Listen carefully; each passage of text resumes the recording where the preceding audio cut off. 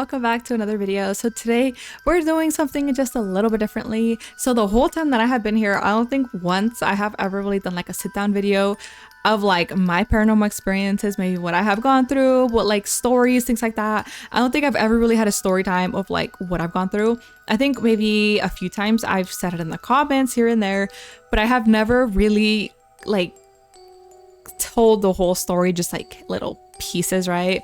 So I was like, you know what, let's change it up a little bit, because the more I am seeing all these top 5 videos, all these paranormal like investigation channels, and you know, it's not looking the most honest investigation, it really starts to make me think like, is there even like, does paranormal really even exist at this point? And I'm like, no, there's a reason why we got so invested in the paranormal. So I thought, hey, let's just like talk about some of the stories that I personally dealt with, or that someone I know dealt with. That way we can kind of get back to the beginning of like, why do I believe, right, in the paranormal? So there is 2 stories that we're gonna do today, and yeah, let's dive into the first one. It basically has to do where I grew up.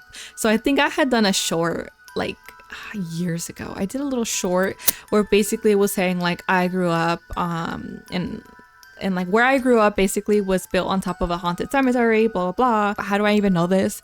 Basically, I was young. I was a young girl, but we had lived there for many years, and I had always seen different things, heard different things. Like there were just so much different things that had happened. I would get like sleep paralysis a lot. And what else? I would always wake up at like 2 or 3 in the morning every single night for some reason. And keep in mind, now that I know what I know, maybe there's a logical explanation to all of this. Maybe none of it was paranormal, but this is what I remember back in the day.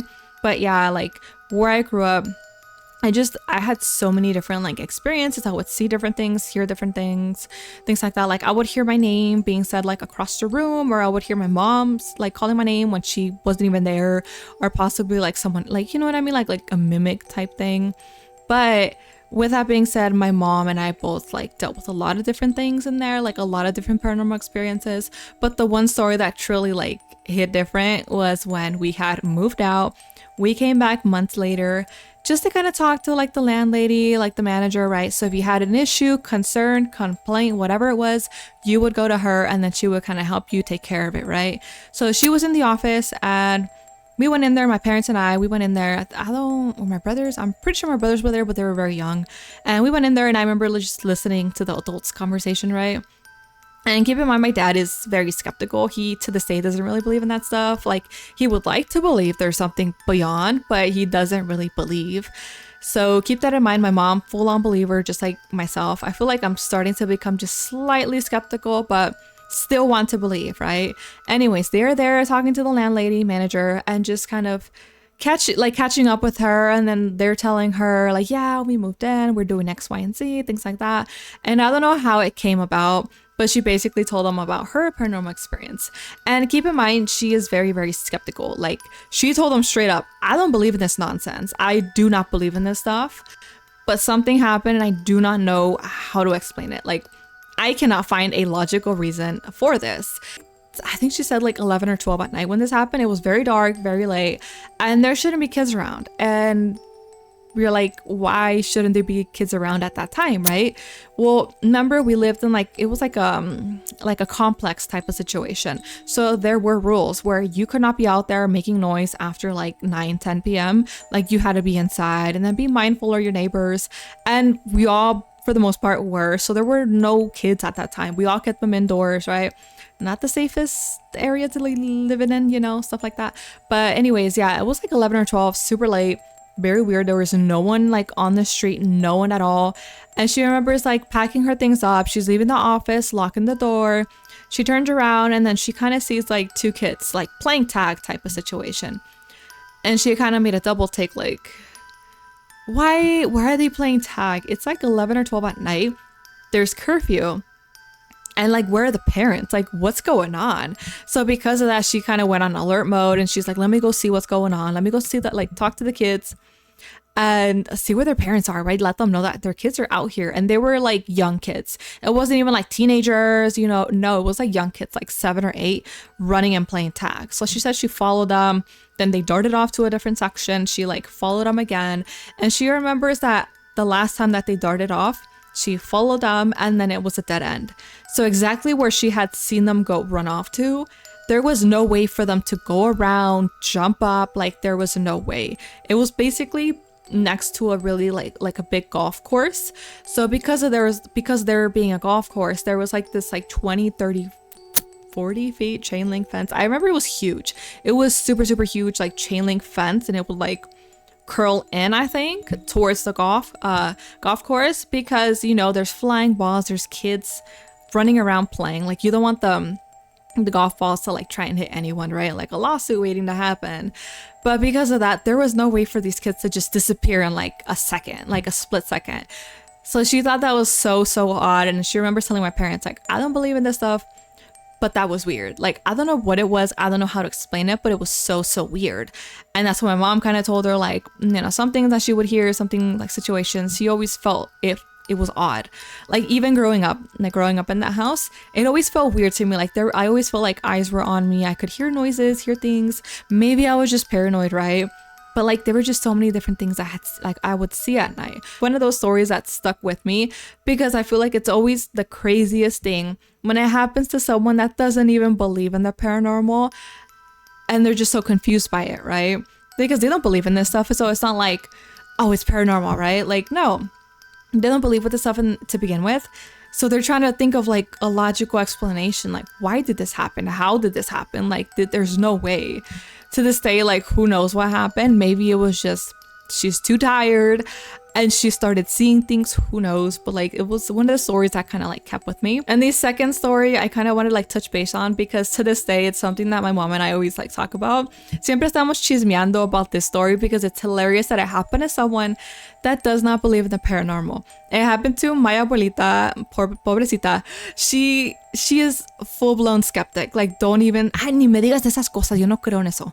She does not believe in this type of stuff. So it's always funny, like my mom and I will be chismeando, talking about things, but like she doesn't want to hear it. She doesn't believe in it. And I remember she was visiting from Mexico, and my mom and I were sitting at the coffee table, just like sipping our coffee, having breakfast, something. This was years ago when I was like still in high school, I think. High school.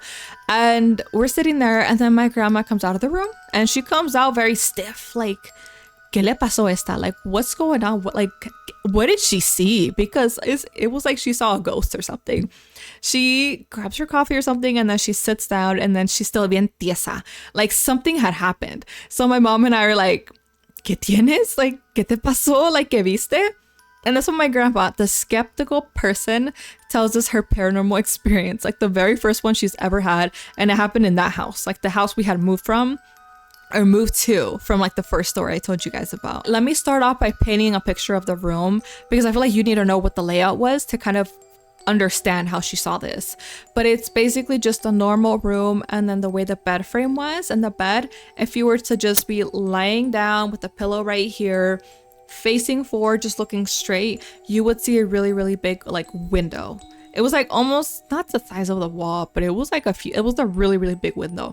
And it had these very, very sheer curtains, right? Kind of just closed, just to kind of be, you know, have a little privacy. Very, very sheer curtains. You could probably still see the moonlight, right? Things like that.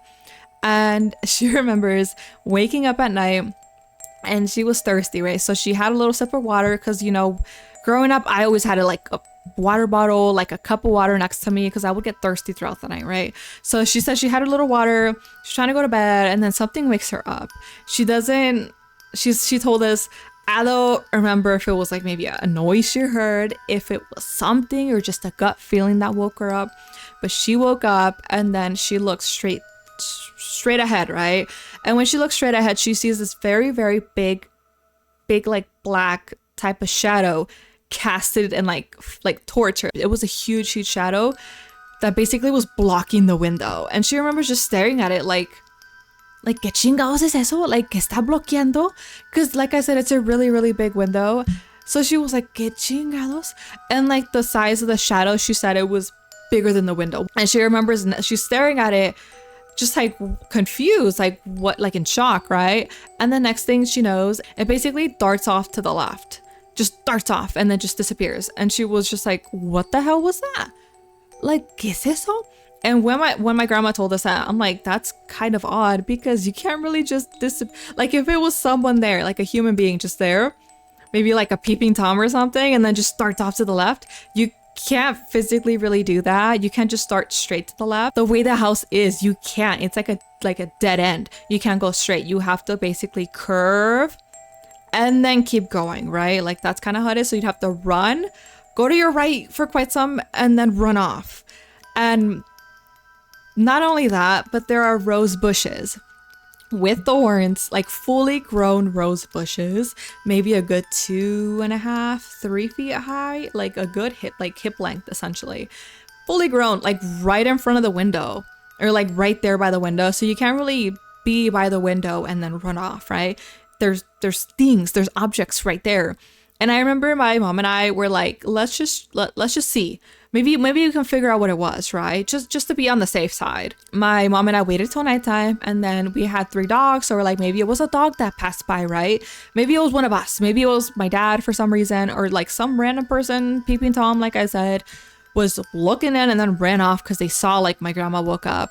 So I tried to recreate it because I am a little bit taller than my mom, and I tried to pass by. My grandma was like, no, mija, like, no, it was like like my shadow wouldn't even really make it to the window. It wasn't that high.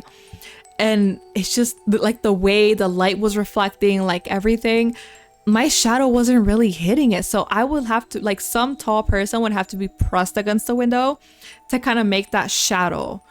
And which maybe we're like the dogs, like something. We're trying to do different things to kind of like debunk and like try to find a logical explanation, and we couldn't. To this day, we don't know what it was, but I remember my grandma was so spooked.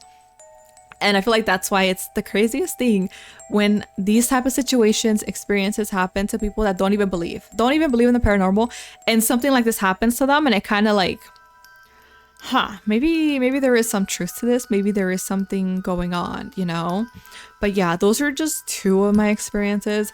I've definitely had like other situations, like I remember growing up with these mirrors, and I don't know why, but I would see so much shit in the mirrors. I couldn't go to sleep with the door closed because I would see shit. And I would tell my parents, don't freaking open my door because I see shit at night. Like there were just so many situations that happened. That's why I'm like, I want to believe, and I do believe in the paranormal. But yeah, I feel like the more videos I've seen, the more investigations I've seen, a lot of them aren't really honest. They're just, you know, like they're being extra and overly dramatic to kind of, and they're faking things, you know, like a lot of the videos I have, like especially on top 5 channels or top 5, yeah, things like that, a lot of them are being faked, a lot of them. And like that's why I'm like, damn, like, is there even real paranormal? Like, what the hell? You have all these top, like, huge channels going out investigating, and every single time they go out, they see something insane, right? Something happens, poltergeist activity, demonic possession, something thrown, whatever it is, scratched. But then these the real paranormal investigation teams go out, and they barely even catch anything. And if they do, it's like the smallest little thing that maybe there is a logical explanation to it. Because this happened to so many investigators where they're like, oh, I'm gonna go to this house and there's gonna be so much going on, right? All these top channels have gone, they've dealt with so much poltergeist activity, I'm expecting the same. And these people go there and then nothing happens, like almost nothing happens. And they're like, that's so weird. Why isn't it happening to me? Why am I the odd one out? But yeah, I thought it would be very interesting to kind of talk about some of my stories. Maybe I'll do another video, maybe like, you know, just to like have other like little chit chat, sit down videos, because sometimes I do just want to yap away, just, you know, hablar con ustedes and like go through some of the stories I've gone through. Because come on, man, like we've seen a lot of fake, borderline fake things, you know, so it'd be nice to kind of have a little dose of like maybe what I've gone through.